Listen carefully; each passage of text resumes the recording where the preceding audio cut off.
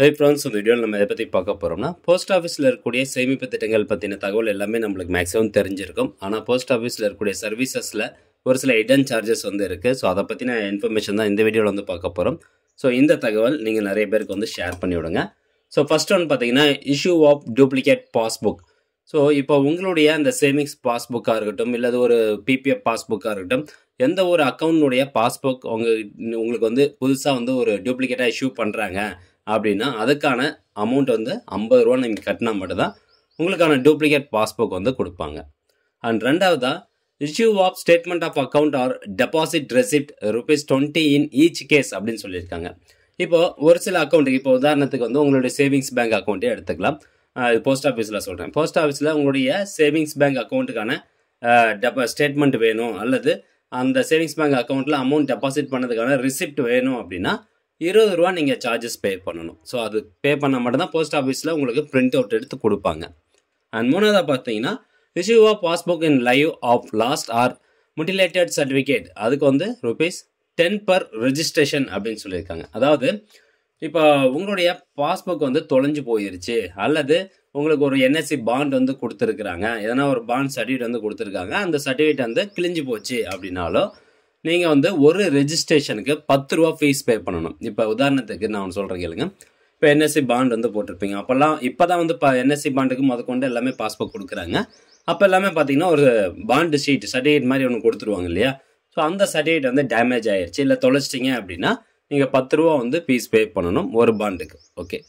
அடுத்ததாக cancellation or change of nomination. Post ஆஃபீஸ்லேயும் பார்த்தீங்கன்னா நம்ம நாமினி ஆட் பண்ணிக்கலாங்க. ஸோ அந்த நாமினி நீங்கள் கேன்சல் பண்ணணும், இல்லை அந்த நாமினியுடைய பெயரை மாற்றணும் அப்படின்னு நினச்சிங்கன்னா, ஏற்கனவே இப்போ ஒரு சேவிங்ஸ் பேங்க்கில் ஒரு நாமினி ஆட் பண்ணி வச்சுருக்கீங்க. ஃபார் எக்ஸாம்பிள் ஒய்ஃப் ஆட் பண்ணி வச்சுருக்கீங்க. அப்போ ஒய்ஃப் பேர் எடுத்துகிட்டு பையன் பேர் ஆட் பண்ணணும்னு நினச்சிங்கனாலும் நீங்கள் 50 ரூபா ஃபீஸ் பே பண்ணணும். ஸோ இதுவும் ஒரு ஹிடன் சார்ஜஸ் மாதிரி தான். அண்ட் அடுத்ததாக ட்ரான்ஸ்ஃபர் ஆஃப் அக்கௌண்ட்டுக்கு பார்த்தீங்கன்னா நீங்கள் ₹100 பே பண்ணணும். ட்ரான்ஸ்ஃபர் ஆஃப் அக்கௌண்ட் இந்த சென்ஸ் எதை சொல்ல வராங்கன்னா, இப்போ போஸ்ட் ஆஃபீஸில் ஒரு ஊரில் நீங்கள் அக்கௌண்ட் ஓப்பன் பண்ணியிருக்கீங்க, நீங்கள் வேறு ஒரு ஊருக்கு மாற்றி போகிறீங்க அப்படின்னா அங்கே உள்ள போஸ்ட் ஆஃபீஸ்க்கு அந்த ஏற்கனவே இருந்த ஊரில் இருக்க அந்த போஸ்ட் ஆஃபீஸ் அக்கௌண்ட்டை ட்ரான்ஸ்ஃபர் பண்ணுறது தான் ட்ரான்ஸ்ஃபர் ஆஃப் அக்கௌண்ட்டு. ஸோ இது post office to post office transfer பண்ணலாம். அதே மாதிரி போஸ்ட் ஆஃபீஸ் டு பேங்க் ஒரு சில சேவிங்ஸ் ட்ரான்ஸ்ஃபர் பண்ணலாங்க. அதாவது இப்போ பிபிஎஃப்லாம் நீங்கள் ட்ரான்ஸ்ஃபர் பண்ணிக்கலாம். ஸோ அந்த மாதிரி உங்களுடைய போஸ்ட் ஆஃபீஸ் அக்கௌண்ட்டை வேறு ஒரு பேங்க்குக்கோ அல்லது வேறு ஒரு போஸ்ட் ஆஃபீஸ்க்கோ ட்ரான்ஸ்ஃபர் பண்ணுறீங்க அப்படின்னா ₹100 நம்ம ஃபீஸ் பே பண்ணணும். அதுக்கு ஒரு ஃபார்ம் இருக்குது. அடுத்ததாக பாருங்கள் பிளட்ஜிங் ஆஃப் அக்கௌண்ட். இப்போ பிளட்ஜிங் ஆஃப் அக்கௌண்ட்னா என்னது? இப்போ போஸ்ட் ஆஃபீஸில் நீங்கள் ஒரு சேவிங்ஸ் அக்கௌண்ட்டை வச்சுருக்கீங்க, அதை வச்சு நீங்கள் வேறு ஏதாவது ஒரு என்எஸ்சி பாண்ட் வாங்கியிருக்கீங்க, அல்லது ஒரு பிபிஎஃப் போட்டுட்ருக்கீங்க அப்படின்னா அந்த என்எஸ்சி பாண்டினுடைய சர்டிஃபிகேட்டை வச்சு, அதாவது பிளட்ஜிங் ஆஃப் அக்கௌண்ட்னா அடமானம், அந்த என்எஸ்சி பாண்டை சர்டிஃபிகேட் அடமானமாக வச்சு வேறு எங்கேயாவது நம்ம கடன் வாங்குகிறோம்.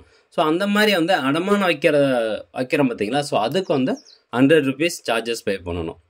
அண்ட் அடுத்ததாக issue of cheque book in savings bank account, no fee for up to 10 leaves in a calendar year. இப்போ போஸ்ட் ஆஃபீஸ்லேயும் பார்த்தீங்கன்னா செக் புக் இருக்குது.